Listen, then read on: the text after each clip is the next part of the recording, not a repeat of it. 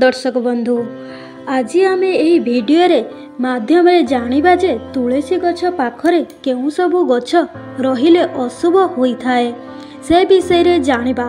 ता पूर्व भिडियोटी को गोटे लाइक एवं आम चैनल को सब्सक्राइब कर दियंतु।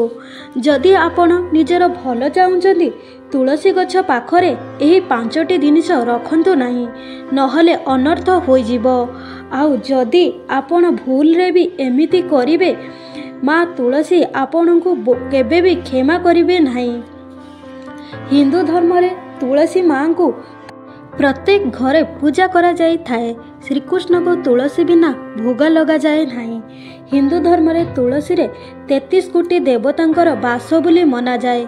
जो घरे माता तुलसी को पूजा करा जाई थाए से घर को केबे दारिद्रता प्रवेश करे नहीं।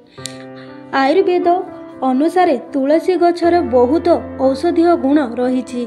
आमर शास्त्र रे तुलसी को माँ लक्ष्मीकर रूप मना जाई थाए। वैज्ञानिक अनुसार तुलसी पत्रर सेवन द्वारा अनेक रोगरू मुक्ति मिली थाए। किंतु कौन आपण जानते माता तुलसी जदि काहा उपरे क्रोधित हो जाती ताहार विनाश करी दियंती। सेथिपाई तुलसी गछ पाखरे भूल रे भी एही 5टी जिनिस नहेले आपणकर बर्बादी आरंभ होई जिवो। तो चलंतु जानिबा सेही 5टी जिनिस विषय रे। नंबर 1 कपड़ा आदि सुखाइबा। जेउ घरे तुलसी गछ पाखरे कपड़ा आदि सुखा जाए तो सही घरे पॉजिटिव एनर्जी नष्ट हो जाए थाए। आउ माता तुलसी क्रोधित हो जाती। आउ सेथिपाई घर को दारिद्रता आसी जाई थाए। सेथिपाई कपड़ा आदि को तुलसी गछ पाखरे सुखांतु नहीं। नंबर 2 सफासफी न रखिबा। जदि आपण तुलसी गछ पाखापाखि सफासफी रखिबे नहीं तो आपण को धनर हानि होई पारे।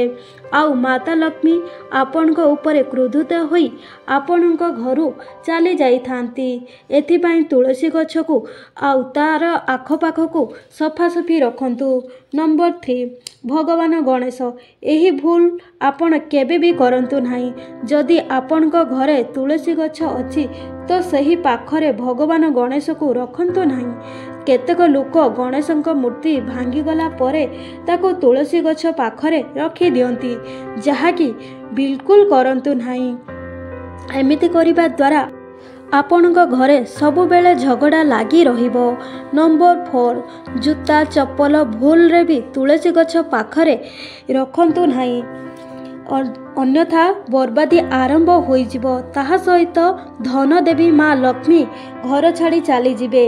नंबर 5 तुलसी गछ पाखरे भूल रे भी शिवंग लिंग रख। आउ जदि आपण भूल रे भी एमिति करिवे अनर्थ होई जिवो। भगवान शिव शंकर क्रोध रे शिकार हेबे।